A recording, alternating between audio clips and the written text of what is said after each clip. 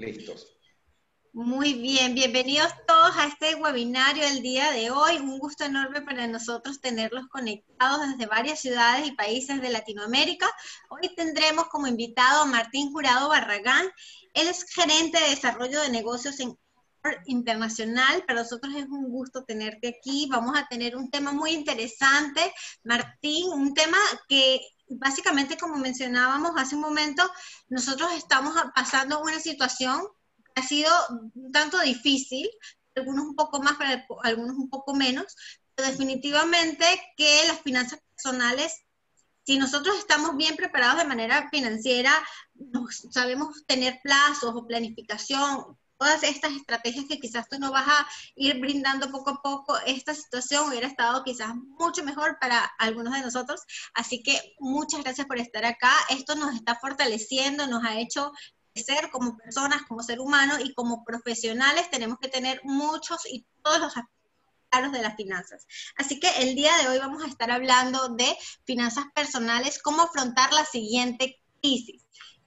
Yo te quiero dar la bienvenida a este grupo con RE/MAX Latam. Gente desde todos lados de Latinoamérica nos están viendo ahora y para mí es un gusto enorme tenerte acá conmigo. Esperamos y cualquier tema al final pueden hacer preguntas. De todas maneras, el chat está activo, yo estaré pendiente, Martín. Cualquier tema yo te voy comentando. Así que sigamos y bienvenidos, todo tuyo el público. Muchas gracias, Gaby, por esta presentación y iniciamos. Nosotros difícilmente hubiéramos pensado en tener que usar una careta de este tipo, en tener que usar un cubrebocas hace 6 meses. Hoy en día ese es algo necesario para regresar a un contacto personal, y es solo una muestra de cómo el entorno está cambiando. Ya, como decían ahorita en la presentación Gustavo, ya nos tocó vivir esta, ya mal que bien estamos saliendo, mal que bien ahí vamos, pero ¿cómo debemos prepararnos para la siguiente crisis? Y yo los invito en estos momentos a hacer un poquito de recuento de qué nos ha enseñado esta pandemia, ¿no? Yo tengo aquí 4 puntos que son los que yo he aprendido, y es pandemia o no pandemia, la vida sigue. Hay que pagar la vivienda, la renta, los servicios, las comunicaciones, las escuelas. O sea, estamos en casa, pero tenemos que continuar con los gastos. No se nos condonan estos gastos. Si queremos usar internet, tenemos que seguir pagando, las escuelas, todo. ¿Sí? Otro punto que aprendí es, en el 2008 se llamó crisis inmobiliaria, hoy se llama COVID-19, y seguramente que mañana habrá otra. No sabemos cómo se llamará ni cuándo vendrá, pero realmente es una invitación a que nos preparemos para situaciones complejas como las que estamos viviendo hoy en día. Algo adicional que aprendí en esta pandemia es, puedo vivir sin restaurantes, sin bares, sin cines, sin centros comerciales, y la vida sigue. O sea, realmente a lo mejor tengo un grado de insatisfacción en algún momento, pero puedo sustituirlo, puedo hacer comidas en casa, puedo pedir a ciertos restaurantes que te manden la comida ya preparada, puedo aquí servirme algún aperitivo si se me apetece una noche, o puedo ver una película vía los sistemas disponibles como Netflix o Claro Video. Y el siguiente aprendizaje, pues realmente es, puedo continuar trabajando como lo estamos haciendo hoy en día, a través de la tecnología a través de Zoom, a través de Meet, a través de todas estas herramientas que nos posibilitan la comunicación a distancia. Y puedo trabajar, puedo estudiar, puedo pedir comida, puedo preparada o pedir víveres para prepararla yo, puedo pedir libros, y todo esto es a distancia. ¿Esto qué implica en nuestro futuro cercano?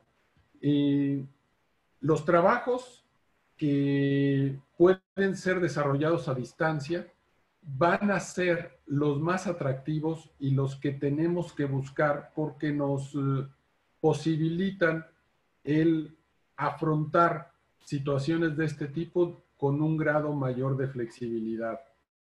Estudiar, hoy en día las escuelas tradicionales están teniendo una crisis muy severa debido a que cuando tú das clases en línea y quieres, sobre todo las escuelas particulares que quieren seguir cobrando las mismas colegiaturas que venían cobrando y todos los servicios son en línea, pues los padres reflexionan sobre, bueno, pues ya no tengo la biblioteca a mi disposición, ya no tengo los campos deportivos, ya no tengo el transporte y ya no tengo una serie de servicios que ahora los tengo que hacer yo, ¿no? O sea, yo tengo que imprimir mis hojas, no me las van a dar en la escuela, yo tengo que tener mi computadora y mi línea de internet.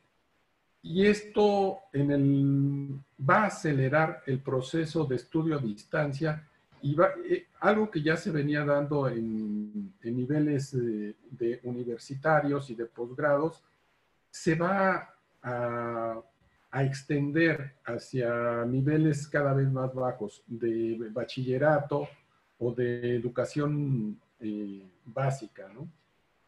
Y las preguntas que me surgen con estas reflexiones ¿estaba preparado para esta pandemia? ¿Haría algo diferente de lo que hice? Y si algo cambió mi estilo de vida. Esas son preguntas que espero que vayamos respondiendo a lo largo de esta charla, que lo que busca realmente es compartir mi experiencia de los últimos 3 años en todas aquellas situaciones que preocupan a la gente que orientamos, ya sean agentes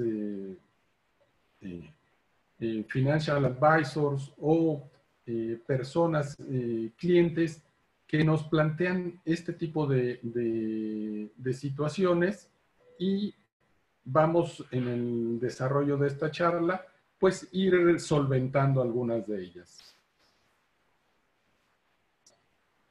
La primera pregunta que yo te haría para que estés preparado para una siguiente crisis es ¿cómo distribuyes tus ingresos? Existen 3 rubros principales que engloban la mayor cantidad de gastos que se nos presentan en la vida. Una es muy importante y a veces la dejamos nosotros al final, y es la parte del ahorro. El ahorro es importante porque representa tu futuro, o sea, en algún momento vas a tener una enfermedad, en algún momento vas a dejar de trabajar, en algún momento puedes tener una pérdida de empleo, no necesariamente por una crisis, por alguna otra situación, robotización, avance tecnológico, consolidación de empresas. Toda la tendencia muestra un panorama incierto. Entonces, el ahorro me permite formar un colchón que me permite trabajar mi futuro. Ahora, la mayoría de la gente me dice, oye, sí, pero ¿sabes qué? El día a día, pues yo tengo gastos y eso es lo prioritario y están en lo correcto. Los gastos son el presente. Y sin presente, pues obviamente no tendríamos futuro. El punto aquí es mediar, hacer un balance donde la parte más fuerte la debe de ocupar nuestro presente, pero debemos de reservar una parte para el futuro. Estos gastos que representan nuestro presente, pues son las necesidades básicas, la comida, la salud, la educación, el transporte, comunicaciones, servicios básicos como luz, agua, gas, vivienda. Y esto no podemos dejarlo a un lado, tenemos que vivir y tenemos que seguir haciendo estos, son inherentes al vivir. Si estamos vivos, tenemos necesidades de comida, de salud, de educación, y por lo tanto, esa va a ser nuestra parte principal de cómo distribuir nuestro gasto. Y hay otro rubro que es nosotros le llamamos nuestros gustos. No es indispensable, pero es algo que te gratifica. ¿Esto qué quiere decir? Que es algo que te hace sentir bien, que es algo que te motiva, que es algo necesario en cierto grado, porque es lo que hace que tú logres. O sea, si tú trabajaras y la rutina es la misma y no tienes una pequeña distracción, no puedes darle un pequeño gusto a tu familia, a tus hijos, pues realmente pierde mucho sentido la vida. Entonces, los gustos no son indispensables y nos lo ha demostrado esta pandemia, como lo veíamos en la lámina anterior. Pues no es necesario un bar, no es necesario un restaurante, no es necesario para seguir viviendo, pero sí nos permite el grado de el contacto con nuestros cercanos, con nuestra gente querida, un momento de relajamiento y disfrute que hace que haya la necesidad de reservar una cantidad para este tipo de gustos. El mensaje aquí sería, hagan una lista, relacionen todo en lo que ustedes gastan y pónganle cuánto gastan. Es decir, asígnenle un importe, una cantidad. Esto es con el fin de verificar si las proporciones son las adecuadas. Y lo vamos a ver en una próxima lámina. Mucha gente me dice, déjenme regresar. Estábamos en esta, regresamos. Mucha gente me dice, oye, eso está muy bien, pero mira, mis ingresos no son siempre los mismos. Y yo a veces tengo un sueldo base y tengo comisiones y entonces mis ingresos son irregulares. ¿Qué pasa en estos casos? Hay una regla, nosotros le llamamos la regla de oro, es no debes de gastar lo que aún no recibes. Es decir, yo convivo, nosotros nos dedicamos a la asesoría financiera y nuestros asesores tienen siempre la expectativa de cerrar un gran negocio, de tener un ingreso muy alto y antes de tenerlo empiezan a adquirir compromisos en base a este ingreso que puede ser, es una posibilidad y puede ser en algún grado bastante sólida, pero que aún no lo recibes y que lo mejor es tenerlo como plan, tenerlo contemplado, pero no ejecutarlo hasta que no se consolide ese negocio, ese ingreso. Es importante tener esta cultura porque ha pasado que llega el COVID, se nos cae un negocio y el ingreso que teníamos esperado no se recibe. Y ya teníamos contratado la compra de un auto deportivo del cual tenemos que hacer los pagos cada mes. Entonces, lo mejor, lo más sano es hasta que recibo algo, inicio la ejecución de mi plan de gasto, no antes. Y otra característica de la parte de ingresos irregulares es cuando tú tienes compromisos sistemáticos o regulares y tus ingresos son variables, no puedes hacerlo de una manera directa. Es decir, tú vas a tener un ingreso de 30 y no puedes ir programando gastos de 10 antes de tener el ingreso. Entonces, la recomendación en este caso, cuando nos plantean esta situación, es la construcción de un fondo de corto plazo. ¿Qué significa esto?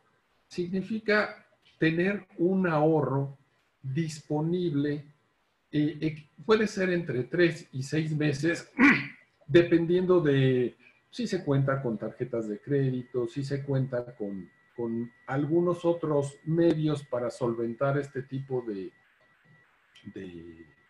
situaciones, pero el ideal sería contar con 6 meses que me aseguren el que yo tenga una continuidad en los gastos. Es decir, ahorro, tengo esa bolsa de 6 meses y en ese momento sí puedo empezar a hacer compromisos de compra de un auto donde voy a tener que pagar mensualmente una cantidad, pero estoy tranquilo porque sé que tengo 6 meses cubiertos y en el transcurso de los 6 meses puedo tener ingresos que vayan haciendo un flujo revolvente de este fondo y vayan manteniendo el fondo sin necesidad de tener un descalabro económico, ¿no?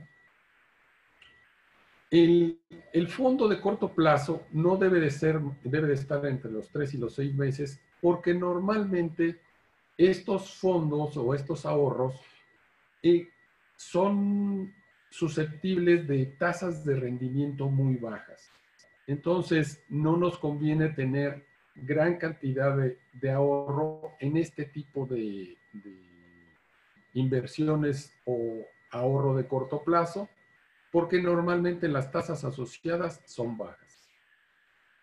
Y este fondo también nos posibilita el iniciar un ahorro de largo plazo y obtener tasas de interés más competitivas, que es lo que nos va a ayudar a consolidar y hacer un patrimonio.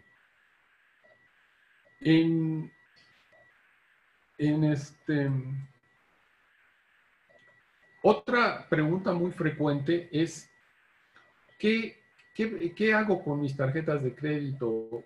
¿Son útiles? ¿Cómo debo de usarlas? Y la recomendación general es, úsalas como tarjeta de servicio. ¿Esto qué quiere decir?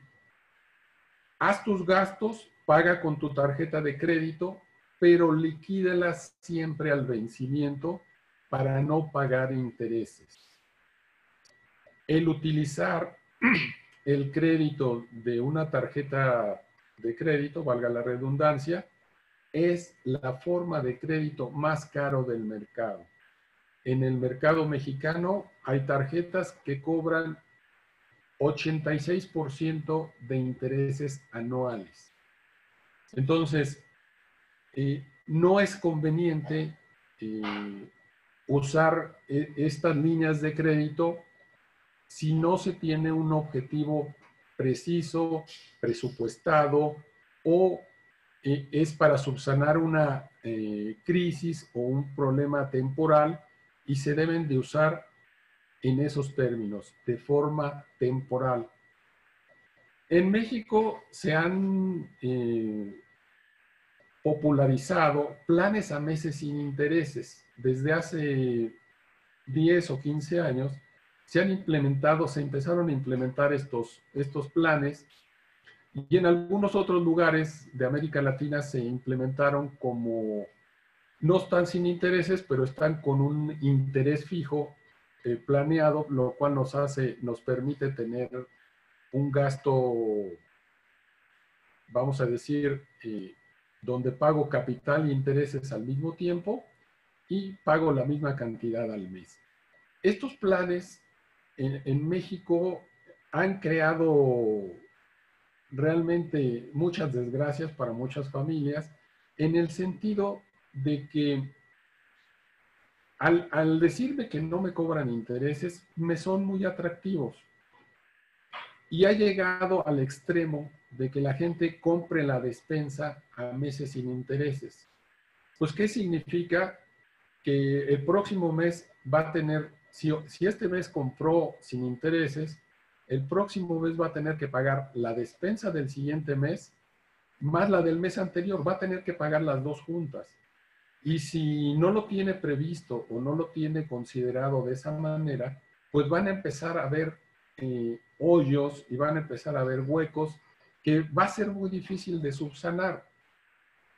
Por lo cual, la recomendación aquí es solamente usa las tarjetas, aún para planes de meses sin intereses o planes con interés fijo, para gastos que tengas presupuestados. Si requieres en tu casa un refrigerador nuevo, si requieres, pues es una buena oportunidad de algo que de todas maneras ya pensabas comprar.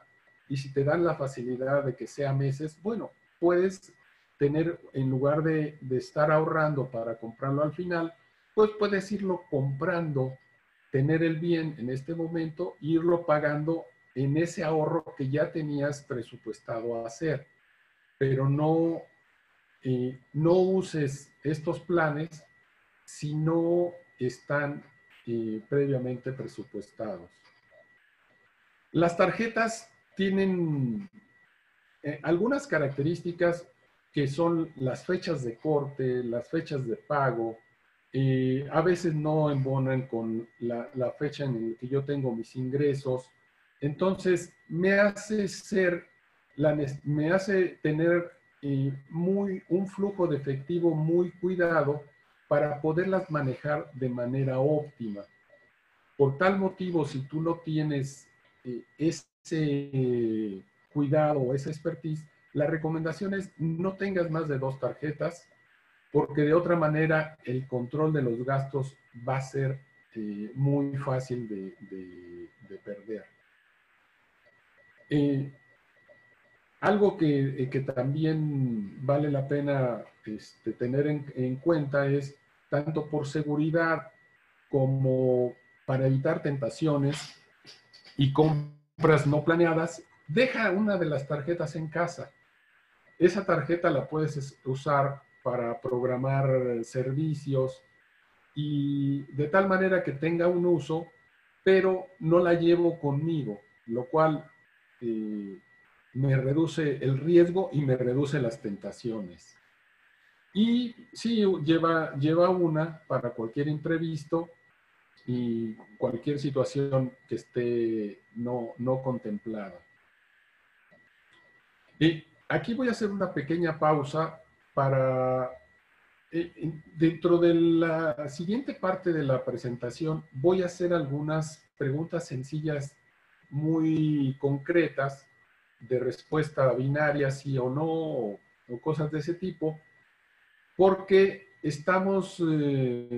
tenemos un par de regalos que van a ser una botella de vino para cada ganador, y nuestra amiga Gaby nos va a hacer favor de, al final de la presentación, decirnos quiénes fueron nuestros ganadores en base a la gente que vaya interactuando en el chat a estas preguntas. Y ya dejando este pequeño comercial intermedio, continuamos.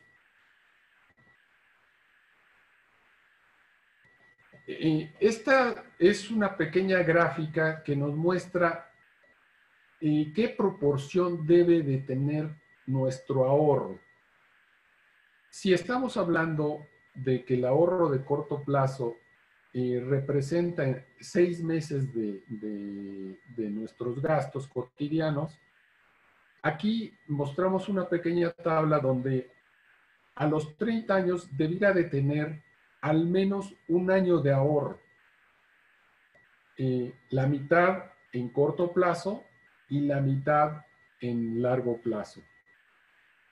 Avanzando ya en la edad, a los 45 años, esta proporción debiera de cambiar y debiera de representar nuestro ahorro de corto plazo un 10% y el 90% estar ahorrado en largo plazo. Esto significa, si ese 10% representan 6 meses, el 90% restante representarían aproximadamente 5 años. Y al final del promedio de la vida laboral en el mercado de América Latina, que son 65 años, el ahorro mínimo que debiera yo de haber fabricado o construido es 6 meses de corto plazo, que representarían un 5%, y el 95% restante ahorro de largo plazo. Estas son guías, no son leyes, pero es más o menos lo que debiéramos de tener ahorrado para tener una cierta tranquilidad financiera. Es a los 30 años un año de ahorro, a los 45 años 5 años de ahorro y a los 65 años 10 años de ahorro como mínimo. Una pregunta que yo siempre hago a todos la gente que solicita nuestros servicios o a la gente que capacitamos como asesor financiero es ¿cómo vives? Y aquí lo que buscamos es, la gente piensa que el gastar mucho es vivir bien. Y no necesariamente es así. Yo vivo, voy a compartir estas definiciones que son, para ser rico, lo que necesito es gastar menos de lo que gano. Y por lo tanto, tener una parte ahorrada. ¿Esto qué quiere decir? Que si yo gasto menos de lo que gano, voy a seguramente una tranquilidad emocional de estar seguro que el próximo mes no estoy preocupado por pagar la renta, no estoy preocupado por pagar las colegiaturas, por pagar el gas, el agua, la gasolina del auto, el seguro del coche.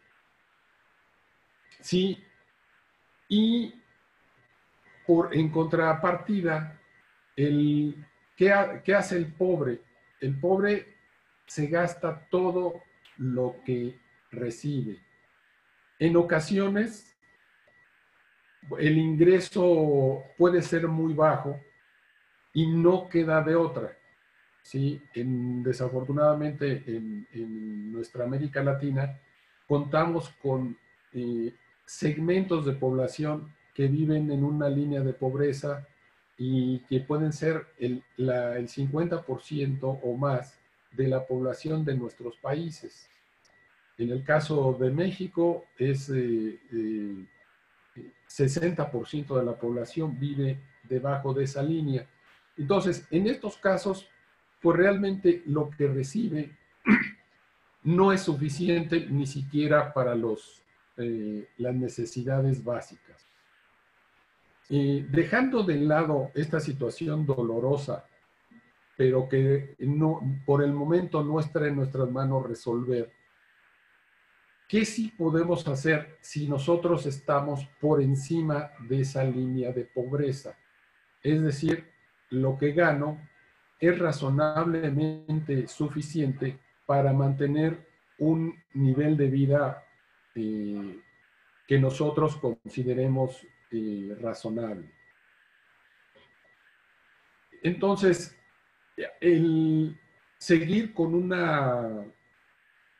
si nosotros todo aquello que recibimos lo gastamos, pues nunca vamos a poder dejar de trabajar, nunca vamos a poder enfermarnos, nunca vamos a poder irnos de vacaciones, ¿sí? Y no vamos a poder hacer,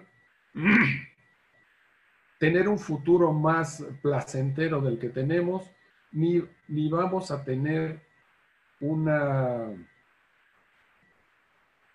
situación confortable. Vamos a vivir siempre en situaciones de decisión, compro esto, compro aquello, ¿sí? Entonces, vale la pena que cuando hicimos en la sugerencia de las láminas anteriores de hacer la relación de lo que gastamos, pues revisar realmente qué de esa es indispensable y qué podemos ajustar o reducir, de tal forma que siempre podamos contar con una pequeña cantidad para ahorrar. Y el caso de plano, el más triste y y en muchas ocasiones el más frecuente, aún con ingresos altos, esta situación es lo que nosotros llamamos crisis. Esto es gasto más de lo que gano. Por lo cual, en lugar de ahorrar, acumulo deudas. Por lo cual, como comentamos, las deudas nos cobran intereses. Y por lo cual, cada vez más reduzco mi capacidad de gasto y de ahorro. Entonces, esta es la persona típica que llega al fin de mes con deudas, usa las tarjetas, va a ser la forma más cara, como lo habíamos visto, y va a ir empeorando su situación. Entonces, lo que debemos de evitar a toda costa es, en primer lugar, gastar más de lo que ganamos. Y en segundo lugar, dedicar una parte para el ahorro. Si no ahorramos, no tenemos futuro.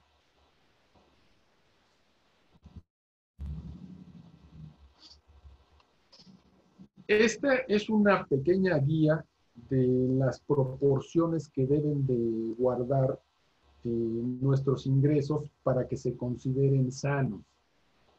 En el caso, vemos en la parte inferior al rico, el cual tiene una proporción de ahorro de un 15%, que es la proporción recomendada.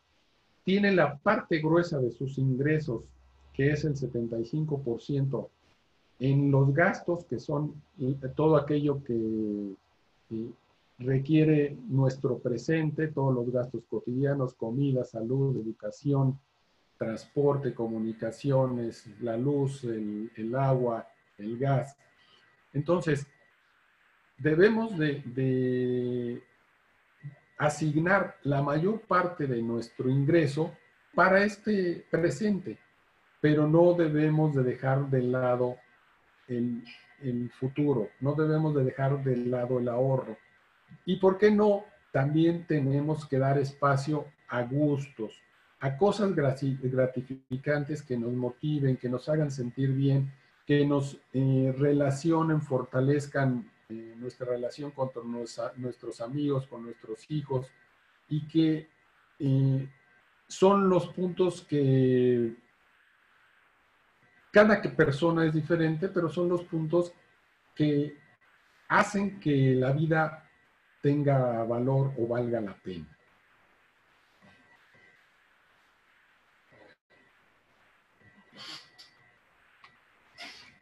¿Cómo quieres que, después de todas estas recomendaciones, la pregunta que nosotros hacemos a la gente que nos consulta es, ¿cómo quieres que sea tu futuro? ¿Quieres una solidez que te permita afrontar las siguientes crisis, las siguientes pandemias, y que no tengas que estar en un trabajo por fuerza, sino porque realmente es parte complementaria de tu vida, estás desarrollando actividades que que te son gratas y no estás a la fuerza y no estás incómodo, simplemente porque pues, necesitas el dinero para seguir subsistiendo, ¿no? Entonces, ¿qué, ¿qué cosas quieres en tu futuro? ¿Quieres un retiro laboral con una tranquilidad económica? En el caso, por decir algo, de México, existen planes de pensiones oficiales, pero son muy pequeños, muy reducidos. Y normalmente si una gente gana 10 pesos, va a recibir de pensión 3 pesos, es decir, o menos. Es decir, el 30% o menos de su último ingreso va a ser el monto de su pensión. Entonces, el pensar, aún, digamos, en el mercado mexicano se dividen la gente en la economía, en dos economías.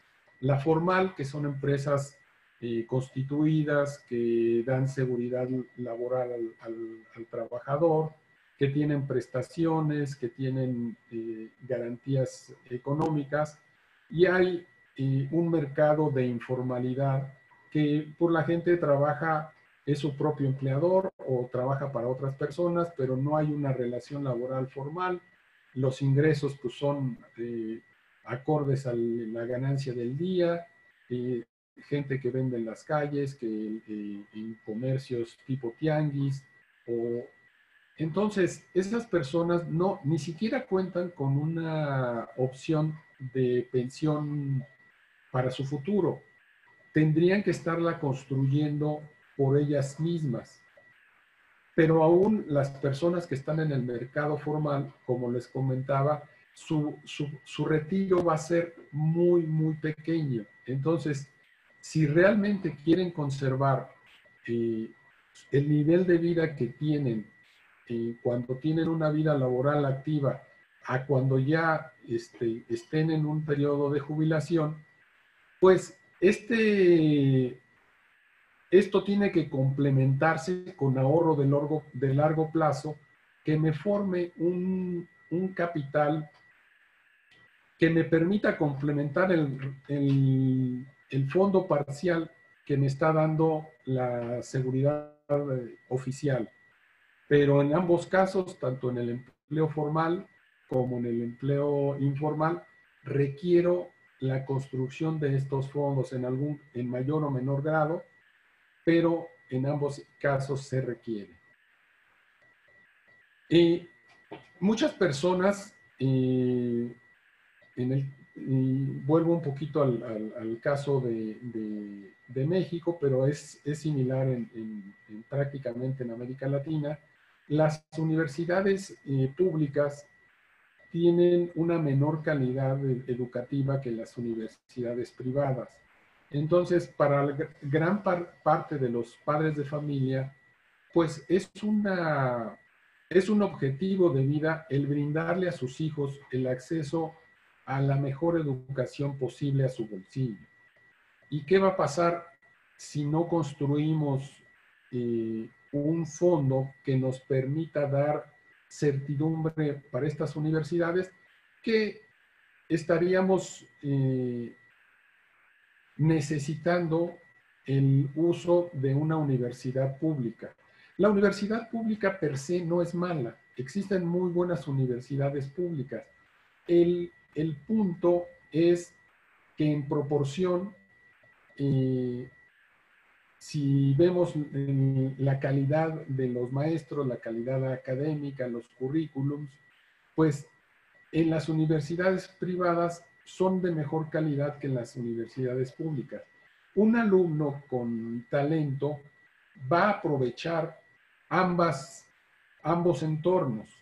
Un alumno con valores firmes va a estudiar inclusive de forma autodidacta, ¿sí?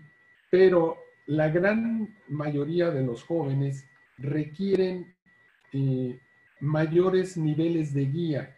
Y desafortunadamente las universidades públicas dan una menor cantidad de guías y es, al menos en el caso mexicano, es decisión de la persona el estudiar o no. Y en el caso de las universidades privadas, se alinea o se va guiando al estudiante a que tenga métodos de estudio, que logre objetivos, de forma tal que es un entorno más favorable para el logro del conocimiento.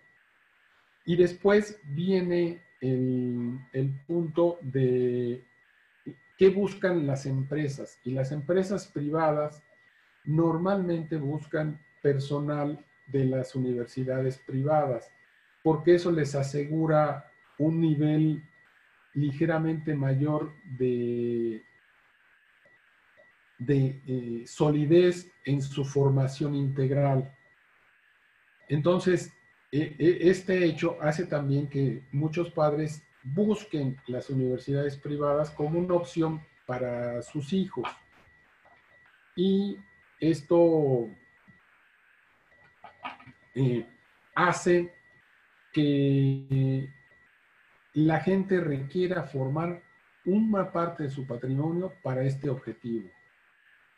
Hay en el siguiente punto es una situación, la generación millennial, esta generación, yo aquí le pongo que hay gente que busca una jubilación temprana. Los millennials son un ejemplo de esto. E incluso llegan al extremo de que quieren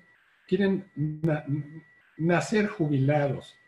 Es decir, quieren recibir y no dar. Entonces, bueno, este es algo en lo que hay que trabajar con las nuevas generaciones, pero es algo viable económicamente. Ese es el punto. O sea, yo puedo, como joven, iniciar un ahorro temprano y construirme un patrimonio que me permita tener un capital que haga que no requiera del trabajo y que si continúo trabajando es porque el trabajo cumple otras funciones, es una actividad que me reconforta, que me hace sentir a gusto, es un trabajo que lo adoro y que seguramente eso va a ser un ciclo positivo de que voy a trabajar, voy a obtener más ingresos, lo voy a hacer con pasión, voy a tener mejores ingresos, voy a hacer mejor lo que hago y no va a ser necesaria o voy a tener la parte de la jubilación temprana, pero ya será una decisión en su momento si continúo o no, no por una necesidad económica la cual tengo que continuar forzosamente. Entonces, para esta generación es muy importante este tipo de planes y es viable, o sea, es viable acceder a este tipo de situaciones y lo único que tenemos que hacer es dedicar una parte mayor a nuestro ahorro. Si estábamos hablando de un 15% para tener una situación equilibrada, si ahorramos un 25% de nuestros ingresos desde jóvenes a una edad temprana, 20, 25 años, y 25% o más, y podemos lograr este objetivo de llegar a los 55 años sin la necesidad económica de trabajar y que ya sea decisión de nosotros si continuamos laborando o haciendo cosas que nos agraden sin necesidad de que el ingreso sea una necesidad.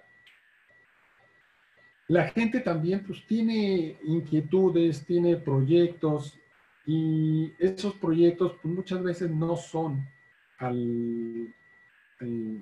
no son de forma inmediata, hay que construir una cantidad, una inversión inicial, quiero poner un negocio, quiero tener quiero darme un año sabático, ¿sí?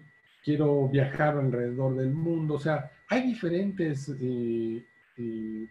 planes, deseos, inquietudes de las personas y todos estos proyectos son viables siempre y cuando tengamos dedicado para esto una proporción de ahorro, ¿sí?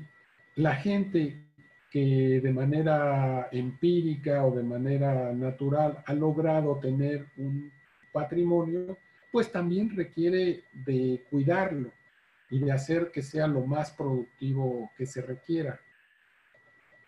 Entonces, la pregunta de cómo quieres que sea tu futuro, pues realmente está en tus manos y necesitas iniciar a trabajar en ello.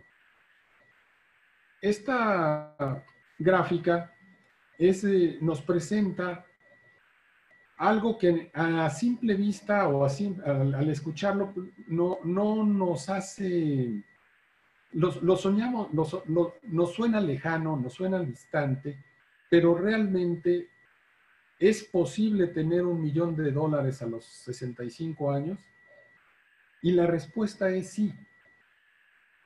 Y hay estudios que se conocen como efecto latte o efecto café que están relacionados con el costo de un café latte en Starbucks, el cual si el costo fuera de $9 y nosotros consumimos un café todos los días, $9 al 30 días serían $270 al mes. Si ahorramos esta cantidad desde los 20 años, durante 45 años, invirtiendo en algún instrumento que me proporcione una tasa de rendimiento de 7% anual, que es una tasa, vamos a decir, accesible, que es factible de encontrar, pues, oh sorpresa, en 45 años vamos a tener $1.000.000. Y la mayor sorpresa es, solamente salió de nuestro bolsillo $148.500. El resto, $860.000, provienen de lo que Einstein consideró a la octava maravilla del mundo, que es el interés compuesto. Es decir, estamos poniendo nuestro dinero a trabajar durante 20 años y eso nos lleva a lograr el objetivo que parece mítico de obtener $1.000.000 a la edad de jubilación. Pero aquí lo importante es el tiempo, por lo cual iniciar lo antes posible es muy crítico. Como vemos en estas gráficas, si inicio este proceso a los 35 años, en lugar de tener que ahorrar $275 al mes, necesito ahorrar 825 para con la misma tasa de interés lograr el $1.000.000.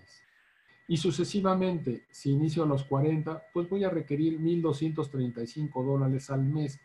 Esto hace que entre más tarde entremos a una dinámica de ahorro, más difícil nos sea o nuestras expectativas se ven limitadas.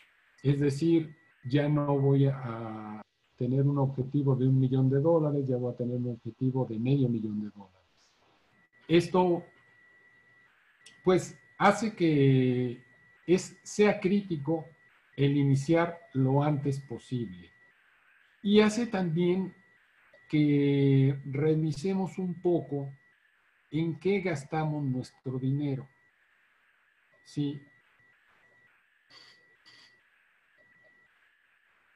Voy a avanzar un poquito en esta lámina, y luego regresaré a la lámina anterior.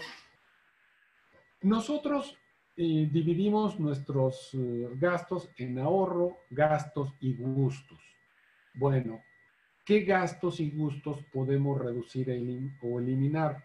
Cuando nosotros asesoramos a nuestros clientes, hacemos esta reflexión con ellos, ¿sí?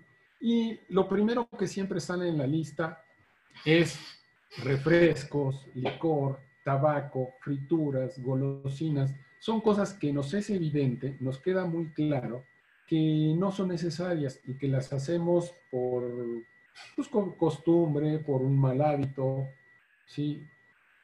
Y normalmente estos están en la lista número 1, están en el primer lugar, porque dañan mi economía en el corto plazo y adicionalmente dañan mi salud, por lo cual van a dañar mi economía en el largo plazo.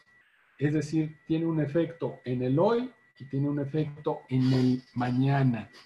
Entonces, por eso siempre es el primer punto a revisar este tipo de productos y que estamos conscientes de que no son necesarios y que no nos son saludables.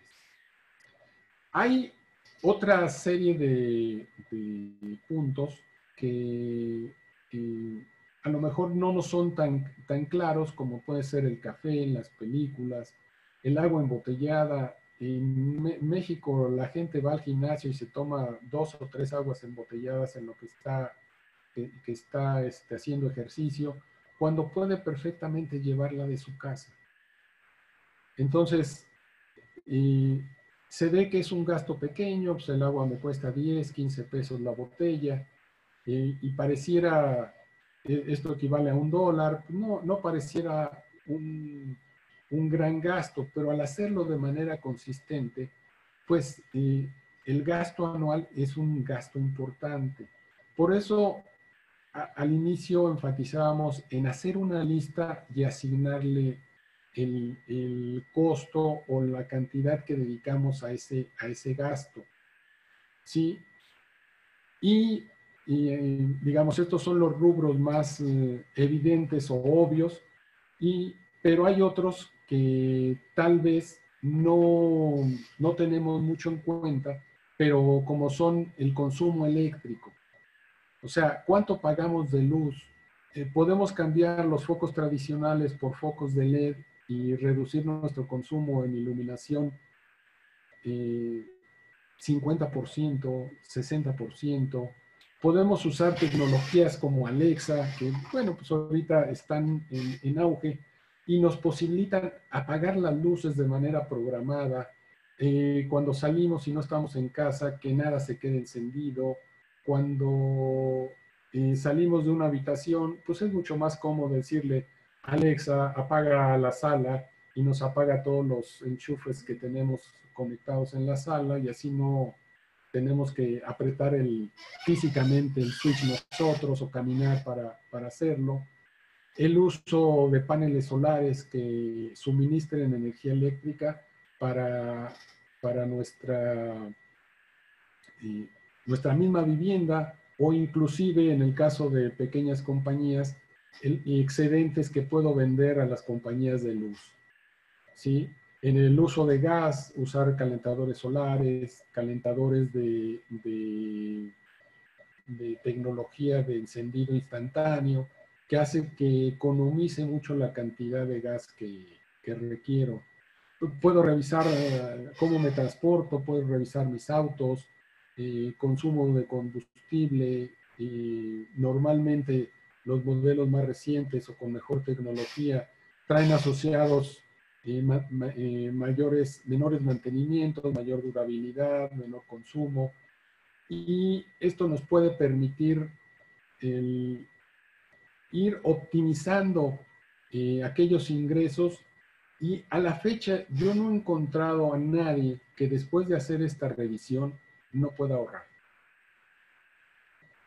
Sí nos focalizamos a lo mejor en un segmento que está por encima de la línea de pobreza, sí, pero al hacer este ejercicio en conjunto, siempre hemos llegado a que sí existe dinero disponible para el ahorro.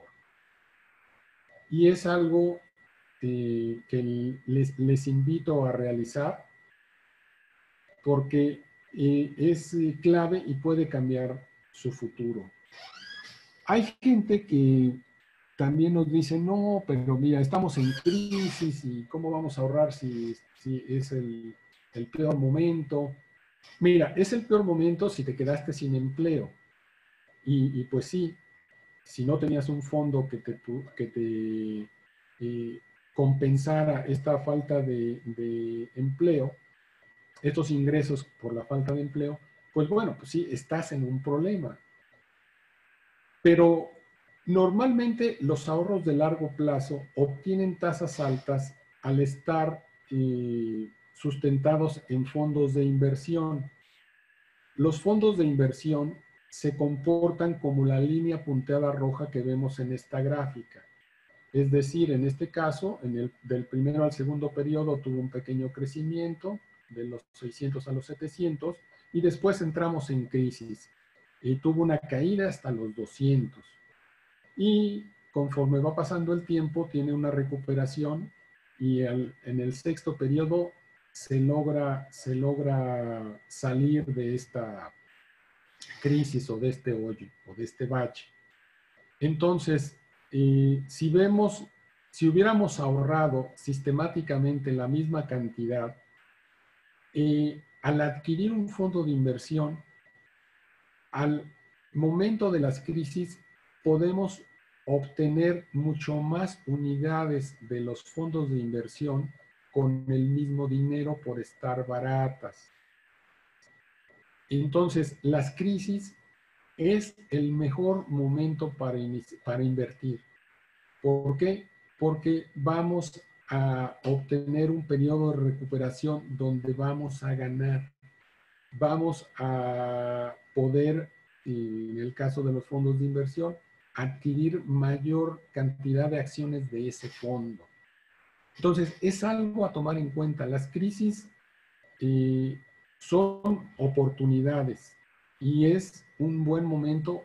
Cuando se ahorra de largo plazo, siempre es un buen momento para invertir. Resumiendo, para finalizar, ¿cómo debemos afrontar la siguiente crisis? Debemos de priorizar, debemos ahorrar, luego los gastos y finalmente los gustos. Hagamos una lista, pongámosle importes y revisémosla. Debemos ahorrar entre un 10 y un 15% como mínimo. Debemos de evitar el uso de las tarjetas de crédito y utilizarlas como tarjetas de servicio y para emergencias, no para compras no planeadas. Aunque nos digan que no pagan interés, aunque nos digan que el interés es muy bajo. Revisa todos tus gastos, todos tus gustos recurrentes y ve cuáles puedes evitar y reducir.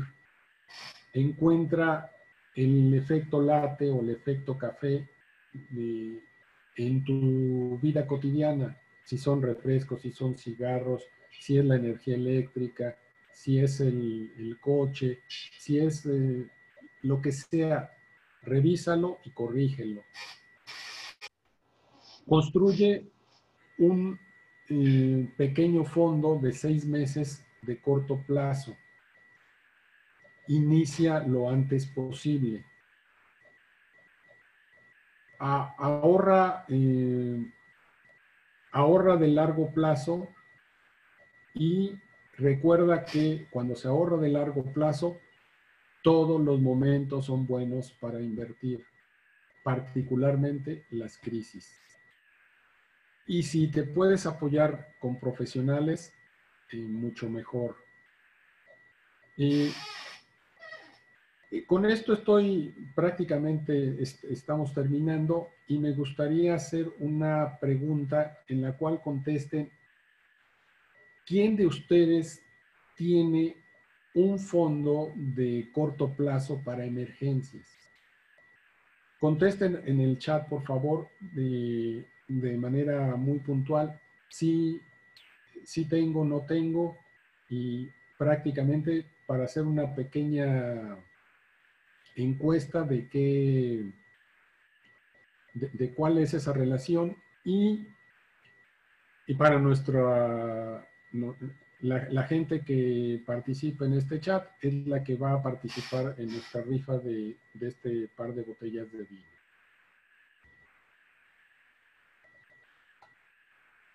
El mensaje final es: el ahorro te permite tomar el control de tu futuro, por lo cual es importante y es primordial llevarlo a cabo. Yo con esto concluyo, les dejo mis datos y estamos a sus órdenes para cualquier consulta que deseen realizar. Nos especializamos en asesoría patrimonial y con gusto podemos atender sus casos y ayudarlos a que logren esos planes, logren esos objetivos, porque ahorrando sí es posible. Muchas gracias y le cedo la palabra a Gaby.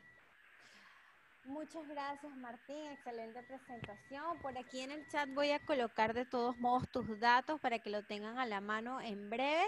Así que si tienen alguna pregunta, ya me voy a ir al final del chat para verlo. Yo anoté 2 personas que contestaron, que fueron las 2 primeras que hicieron algún comentario luego de que comentaste, ¿sí? Entonces tengo a una persona que hizo un comentario muy positivo con respecto también a que tu charla había sido muy interesante, que es Jacqueline Castillo, y posteriormente María Angélica Herrera también te respondió a la pregunta, y serían estas 2 personas las que tenemos en cuenta. Perfecto. Okay. Por ahí me escriben en privado si pueden, por favor, y por otra parte, si tienen alguna consulta lo podemos ir manejando por acá. Te dicen, te felicitan y te agradecen, dicen que es muy ilustrativo, ahorro plazo fijo. La verdad es que temas súper interesantes en cuanto al ahorro, a la importancia de ir ahorrando desde una edad joven. Quizás a veces cuando tenemos una edad más chica no nos damos cuenta, pero es importantísimo poder tener la oportunidad de generar ahorros porque eso te permite una base para tu futuro. Y esto de, como tomé nota, entre el 10 y el 15% de tus ingresos, siempre es importante poderlo ahorrar, evaluar el tema del uso de las tarjetas de crédito y saberlas usarlas como tarjetas de servicio. Es excelente esa recomendación para poder tener unos gastos organizados y no pagar de más en intereses. Okay, o sea, hay personas que con el solo hecho de no pagar intereses en tarjetas podrían hacer un excelente fondo de ahorro. Ok, por aquí dice una chica que dice, a ver, ahorré por una liquidación laboral, pero estoy teniendo que utilizar por esta situación, espero poder ahorrar mensualmente. Pues sí, siempre es importante tratar de organizar sus ahorros. Quizás hay unos meses que tengas alguna situación, pero eso no necesariamente va a ser una constante. Exactamente, debe ser algo temporal, debes de subsanarlo y en el momento que lo subsanes, volver a iniciar con tu ahorro. Ese sería el punto. Por aquí nos hacen una consulta puntual del país mexicano. Aquí en México existe un fondo para el retiro. Si hago aportaciones a mi favor, ¿esos depósitos a dónde se van? O a mi afore, no sé si es una palabra propia de... Es una palabra, el Fondo de Ahorro de México se conoce como Afores y okay. es para las personas que tienen un trabajo formal y normalmente se va a financiar a nuestro gobierno a través de deuda del mercado mexicano y por eso las tasas de rentabilidad que se obtienen vía estos fondos pues son muy por debajo de las que se pueden obtener a nivel mundial. Y los fondos en teoría son seguros porque están respaldados por el gobierno mexicano, pero pues realmente los intereses no son nada atractivos. Y sobre todo cuando incluimos el factor de evaluación, pérdida de valor de la moneda, pues definitivamente ni siquiera mantienen su valor en el tiempo. Entonces, si tú tienes un excedente, la recomendación es busca una forma privada de hacerlo. La Afore es una manera, a lo mejor, si no tienes temporal o mientras no obtienes una asesoría o una dirección individual, pero no es la mejor opción de inversión. Entiendo. Por acá tenemos otra consulta. ¿Cuánto es lo menos que se puede hacer un ahorro? Miren, nosotros trabajamos planes de largo plazo a partir de $300 al mes.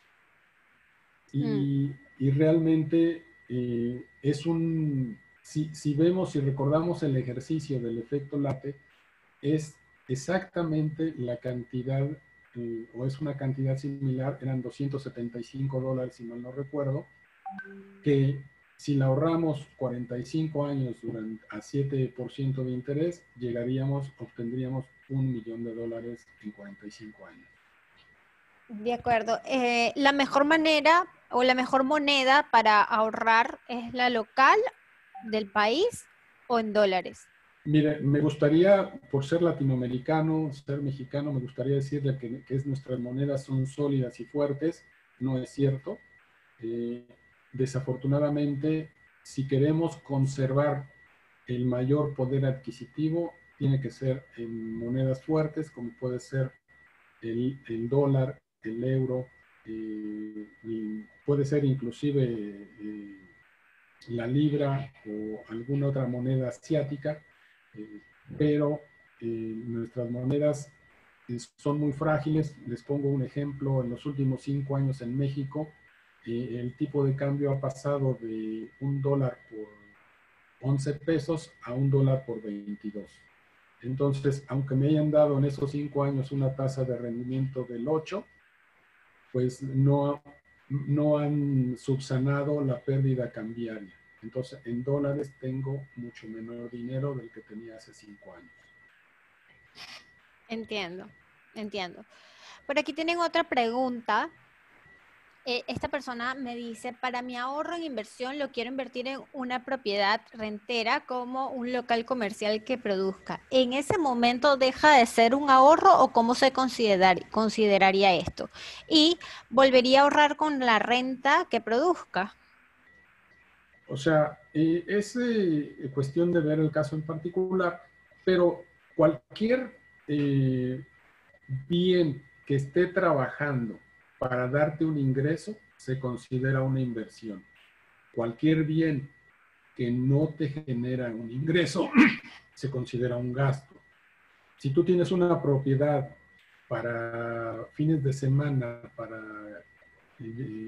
irme al campo, a la playa, pues es un gasto. Si yo esa propiedad, vía las nuevas tecnologías como Airbnb o cualquier otra, lo rento mientras no estoy yo usándolo, pues puede ser una forma de inversión.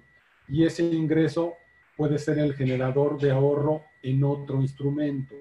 Eso es válido siempre y cuando la decisión es más conveniente una decisión inicial en esa propiedad que me va a dar un ingreso de renta, o comparado contra una inversión directa, qué ventajas y qué desventajas puedo tener. Normalmente el tener una propiedad de forma física me conlleva esfuerzos, me conlleva a tener que pagar impuestos, me conlleva a tener que darle mantenimiento, a tener que hacer ciertas actividades que puedo estar o no en posibilidad de hacer. Y en una inversión directa puedo con el mismo dinero tener acceso a ingresos sin estas complicaciones. Entonces es cosa de revisar el caso en particular, pero como línea de general, pues pudiera ser esta una alternativa. Se hacen una pregunta por acá, Daniel Daguerre. Estuvo increíble la presentación. En cuanto al estudio mencionado durante la presentación, ¿puedo buscarlo como el efecto latte o el efecto café? En internet lo van a encontrar como el efecto latte. Ya, por aquí hay una pregunta que consideras más recomendable a la hora de invertir en oro o plata cuando hay crisis. Mire, el oro son elementos, vamos a decir, de coyuntura. Si uno ve las gráficas del oro, pues tienen pequeñas variaciones a lo largo del tiempo y tienen ciertos puntos de ruptura donde crecen a un nivel muy alto y también tienen algunos puntos donde caen de manera considerable. Esto es un efecto de cuando la gente tiene inquietudes en las inversiones, migra de las inversiones de riesgo y busca, como una de las preguntas, monedas sólidas y busca dólares, euros, o busca metales como un elemento de seguridad. Como la gente empieza a buscar metales en este tipo de coyunturas, principalmente el oro, pues el oro adquiere un mayor valor. O más bien la demanda le genera un mayor valor. El oro pues siempre cuesta lo mismo sacarlo de la tierra, no cambia, pero el valor añadido se lo da el deseo que tienen las personas por él. Entonces, el invertir en oro es, al igual que cualquier otro instrumento de inversión, es el momento adecuado para invertir. O sea, previo a una crisis, podría ser un buen momento para invertir. En una crisis no es un buen momento para comprar oro porque seguramente que va a estar por encima de su valor real. De acuerdo, por acá nos preguntan, ¿qué opinas sobre invertir en Bitcoin? Y yo un consejo que les doy es investiguen, traten de profundizar en el concepto de criptomonedas. La más popular de las criptomonedas es el Bitcoin. Y si le entienden al proceso y quedan tranquilos en cómo una granja de computadoras escarbando en el ciberespacio obtiene ganancias para que, y con eso el valor del Bitcoin se obtiene Bitcoins y con eso se revalúan. Si entiende todo ese proceso y está a gusto con él, invierte en Bitcoin. Si no, mientras no se entienda, no vale la pena, porque es como si estuviera haciendo un volado, no sabe si va a ser para bien, para mal, y realmente son situaciones nuevas, complejas, que no son fáciles de asimilar. Entonces, pues, en algún momento yo por curiosidad dije, bueno, pues puedo entrar a comprar $100 de Bitcoins y me fue muy bien y los vendí a 1,000 y después me arrepentí porque llegaron a valer 3,000, pero después me puse contento porque llegaron a valer 600. Entonces, realmente es un mercado muy volátil con muchas situaciones que no son claras o no son muy entendibles por la mayor parte de la población. Entonces yo no me metería a una criptomoneda si no la entiendo. Ok, de acuerdo, perfecto. Justamente esa era la pregunta que estaban haciendo por aquí. Seguidamente venía una pregunta que si la harías, ¿no? Y tú mismo contestaste antes de que te la hiciera. Por aquí hay ya estamos, bueno, todavía nos queda un tiempo para algunas preguntas más.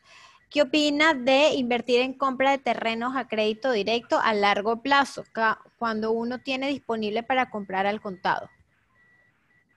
Siempre la clave es hacer la comparación de un proyecto de ese tipo contra una inversión en directo. Y normalmente hay gente que se dedica a los negocios y los excedentes busca reinvertir en el negocio porque lo conoce, porque sabe qué rendimiento esperado puede tener.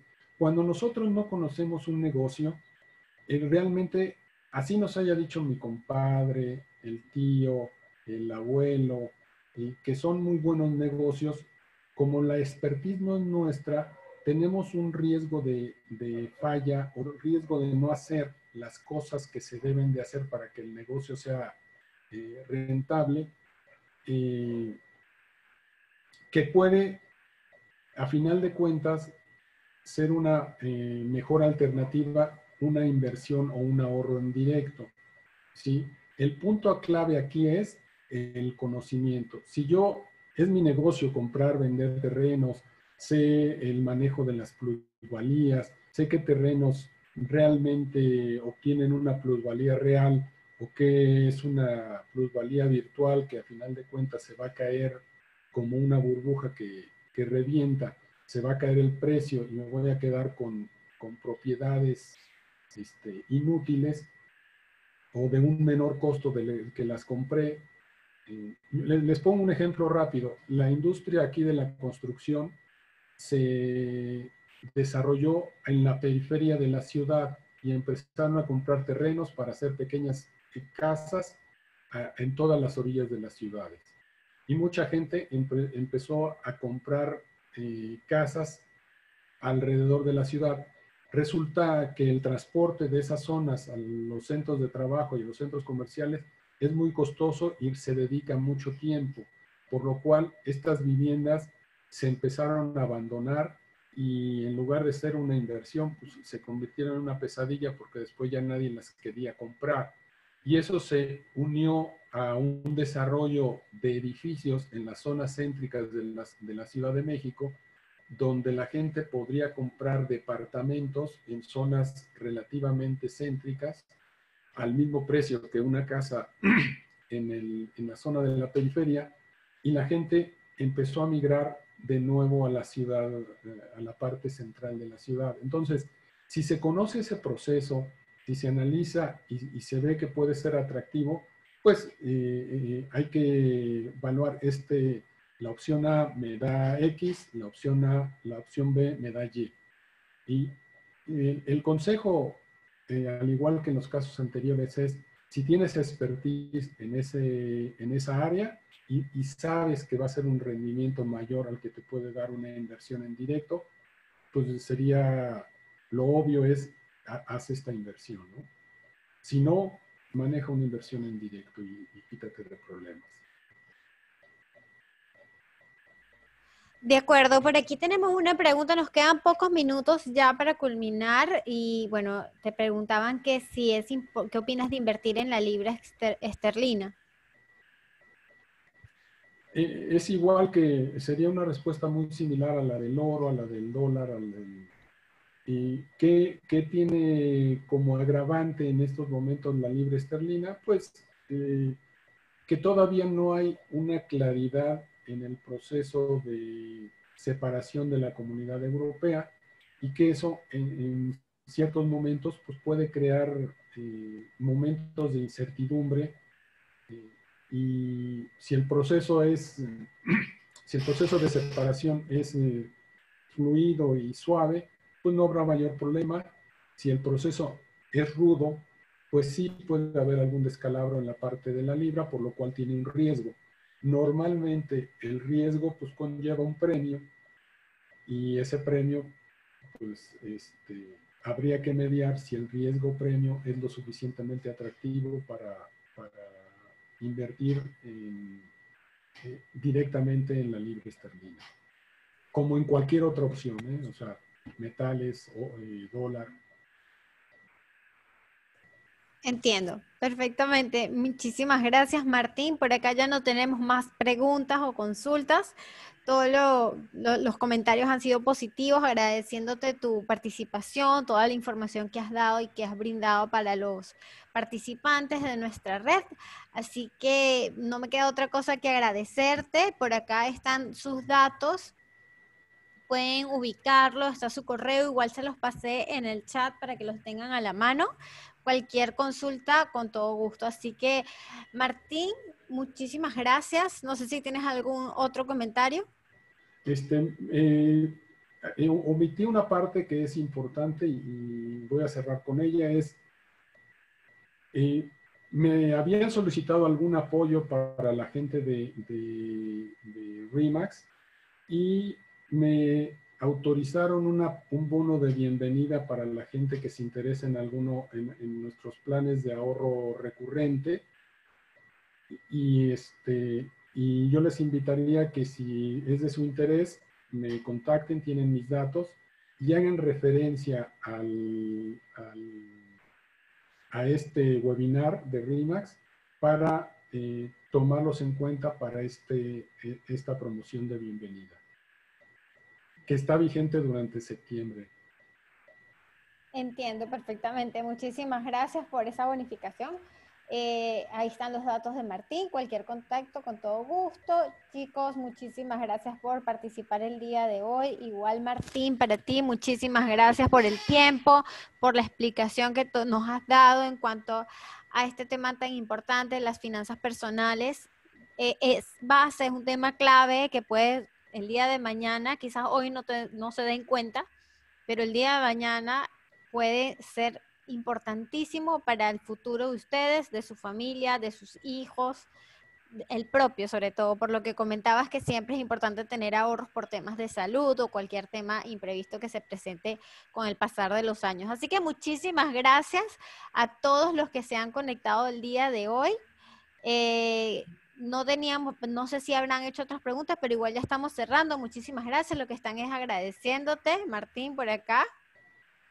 Muchas gracias, muchas Katia. gracias igualmente por el espacio y estamos a sus órdenes. Perfecto, por aquí muchos agradecimientos lo que te están dejando, mensajes positivos, así que buenísimo. Muchísimas gracias a todos, un gusto y nos vemos el próximo miércoles. Gracias, Martín, por tu participación. Muchas gracias, hasta luego. Gracias.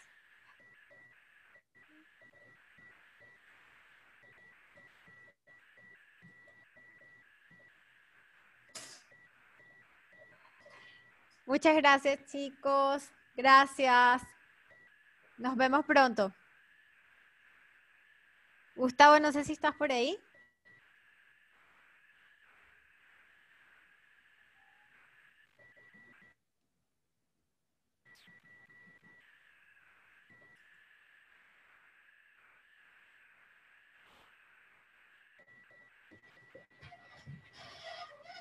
Ya perdí señal contigo, Gaby.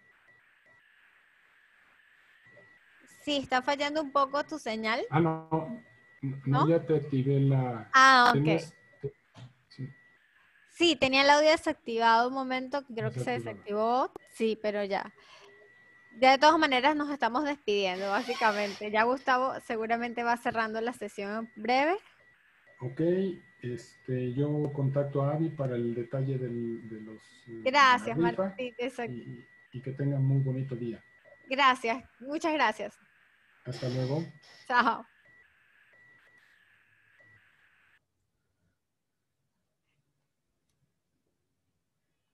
Chao, chicos, muchísimas gracias. Nos vemos pronto.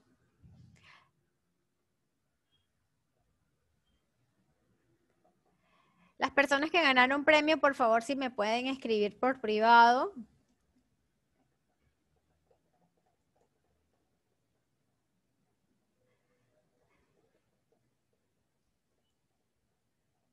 Les dejo mi Instagram para que por ahí me puedan escribir, por favor, por un DM para poderlas contactar. Y ahí coordinamos y cambiamos quizás los números. Repito, los nombres eran Jacqueline Castillo y María Angélica Herrera. Por favor, me escriben por Instagram para poderlas ubicar y ahí intercambiamos números. Muchísimas gracias a todos. Nos vemos pronto.